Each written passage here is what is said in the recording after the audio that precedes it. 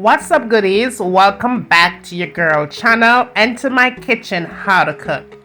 And at your friend request, your girl decided to bring you this recipe you've been waiting for some time now.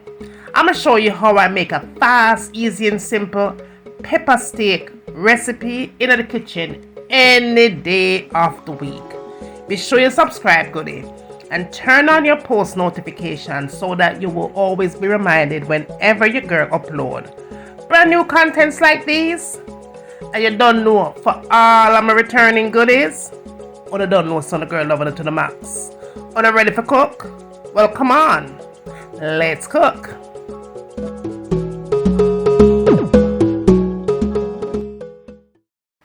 Okay, goodies, let's cook.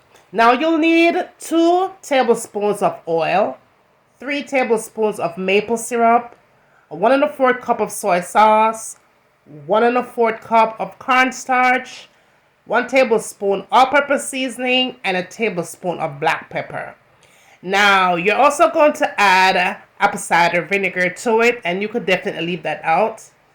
Also, you'll need a lot of garlic. I did use a lot of garlic for this recipe. And you'll need fresh ginger or ginger powder. You're also going to need bell peppers. My choice of colors are red, yellow, and green. And you'll need a very large onion. Now here is my stew, right here, my beef. And this is the way that I purchased it in the supermarket, just to make things go fast, easy, and simple. Of course, you could get your meat of choice and slice it into the slices that you'll need, and you're going to be ready and all set to go. But we're cutting corners here, right? Now again, I will list everything that I'm using here down in the description box for sure this time, okay? I promise you that. Now to get started, you're going to add some of your black pepper. Do not use all of it. You're going to need some for later on down the line, all right? So just leave some back. Now you're going to add all of the all-purpose seasoning here. You could use beef seasoning or any other seasoning of your choice. 1 tablespoon. Now I did use some of the garlic here, fresh garlic. We're going to use some for later on as well. Then I added the entire oil here. 1 to 2 tablespoons of oil depending on how much meat you're cooking. And I did use half of the soy sauce to it, and I'm going to leave some for later on as well. Now, this is my maple syrup. If you don't want to go this route, you could add sugar, or you could substitute that out for honey, but I prefer to go maple syrup. You could even use corn syrup here as well. Now, I also added a half of the cornstarch. We will need the other half for later on. All you want to do here is give it a nice mix. And I did allow it to sit. You don't have to let it marinate for a very long time. But I did allow mine to sit for about 15 to 20 minutes. And it worked perfectly. You don't have to marinate it forever because the meat is really sliced really thin. So it doesn't take a lot of marinating time to sit and wait. If that makes any sense, okay? Just go ahead and cover it up and allow it to sit and chill and wait for about 15 minutes tops. Now moving right along, in a container you're going to add 1 cup of water. Okay. To the water you want to add the rest of the cornstarch. Now after you've added that, you're going to go in and add the rest of the soy sauce. Okay, you want to add that and the remainder of the black pepper. Now I did go in and add also the remainder of my garlic, because I did use a lot of garlic for the recipe. All you have to do here is just mix it all together, and you're going to get a nice color, pretty much looking like that. If your soy sauce doesn't give it the color like I have here, please go ahead and add a little bit more. Now moving right along to your next step, in a frying pan you're going to add about 3 tablespoons of oil. Do not add too much, and again based on how much you're cooking for, okay? But just don't overcrowd the pan with too much oil. And you definitely don't want to overcrowd your pan with the meat frying process. You want to give it some room to breathe, because if you do add too much, it's going to sweat, it's going to produce a lot of moisture, and it's going to like totally not give it that crisp color, that crisp that you need on the meat. Just go ahead and just turn them on the other side. All right, the cooking time here is not very long, because the longer you cook this, is the tougher the meat is going to get. So I will say everything took maybe about 6 to 7 minutes tops. All right, you definitely don't want to overcook this. It's like cooking shrimp. If you cook shrimp for anything past 6 minutes, it's going to get rubbery. If you cook this particular cooking recipe, this recipe here, for over 7 to 8 minutes, it's going to get tough. That's what it looks like. Perfect. The color is just divine. You don't want it to get any darker than that. That is absolutely gorgeous. You just want to sit it aside, and we're going to move on to cook the other batch. So altogether I had 2 sets to fry, right? I did go back and add a little bit more of the extra virgin olive oil right here, and then I just add the remainder of my meat in. All right, and just give it the same cooking time like I did the first batch. Really simple here, but whatever you do, y'all, you just want to make sure that this thing is nice and crisp on the outside. You want it to have that juicy on the inside of the meat, but has a nice little crisp color, a nice golden brown color. All right, and it's going to be just fine. Just don't have your fire too high. Your fire needs to be between a medium and a high heat, not a low heat, because if you put it on low heat, it is definitely going to produce too much moisture. Not extremely high, but not extremely low, right in the middle. And you don't want to walk off and leave this on the stove, because you're going to ruin the entire process.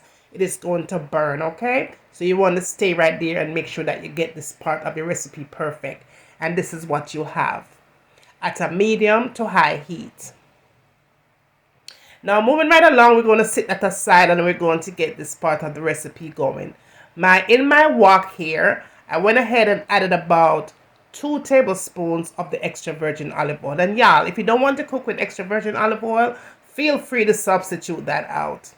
Now you want to go in and add your chopped ginger here and garlic. At least 2 tablespoons of garlic here. I'm using chopped. If you're using the other one, you want to substitute that out. Make sure you have at least maybe 4 cloves of garlic. Now I did go back in and add just a little bit more black pepper. I say about a half teaspoon of black pepper to it. And then after I got done doing that, I added about a half teaspoon of salt, not too much, and gave it a nice little toss.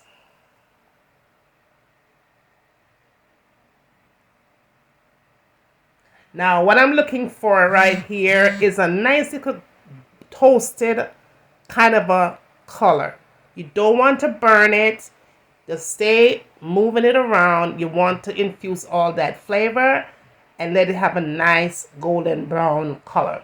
Now after you've achieved that, you go ahead and add all your veggies in, your bell pepper and onions and stuff. Just go ahead and throw that all in there.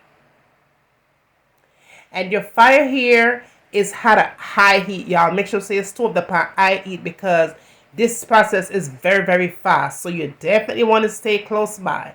High heat for this process here, okay? Turn your fire from the medium heat to the high heat and start turning this, moving it around so it doesn't stay into one spot and start to cook immediately, okay? You don't want your vegetables to be overcooked. And you definitely don't want it to be brown in color either. I did go in and add about a teaspoon of the apple cider vinegar, because I don't cook anything without vinegar. But of course you could leave it out if you don't want to cook with the vinegar. Feel free to extract that process. But in my kitchen, vinegar is always a must. Now here I'm still tossing it around, and I'm giving it about a minute of doing this particular step, okay? Just a minute. Nothing more than that, because I don't want my veggies to be overcooked. So that's why it's really necessary to keep your fire at a high heat here. Now all you have to do is Get your mixture, mix it around a little bit just to wake up the bottom of the cornstarch, and just dunk it right into the veggies here and start tossing around. As you can see, it is going to thicken up. Don't get afraid and say, oh my God, I might have ruined it, too much liquid. No, that cornstarch is going to thicken up right as soon as you put it in. It's going to thicken up. That's why it's critical for you to keep your fire at a high heat here, because if you don't, then that liquid is going to take too long to absorb and it's going to start to soften your veggies, okay? So be sure that you have your stove here at a high heat. Just toss it around and it will start to cling onto the vegetables. This process takes about 30 seconds.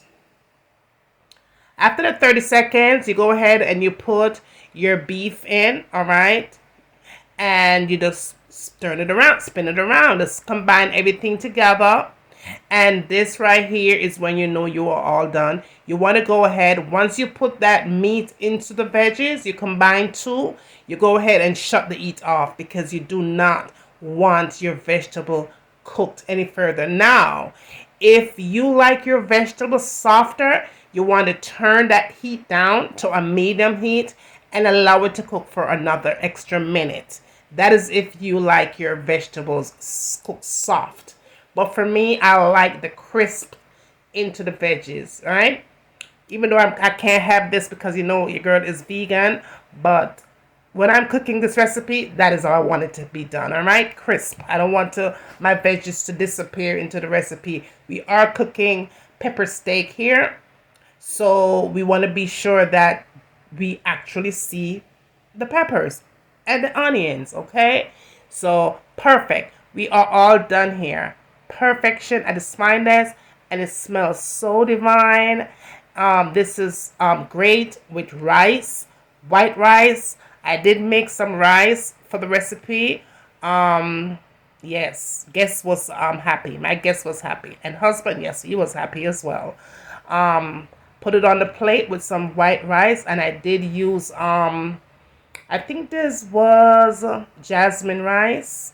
Yes, this was a jasmine white rice. And that was it. That's it, y'all. I hope you did enjoy this recipe. It's fast, easy, and it's simple to follow. If you did like it, please share it with all your friends and family. Tell them what's going on over here, man. Bring them, come and send them, come. I'm waiting. After you get done doing all of that, tell me what you like to have me cooking next in my kitchen. And remember, as always, from my kitchen to your kitchen, enjoy!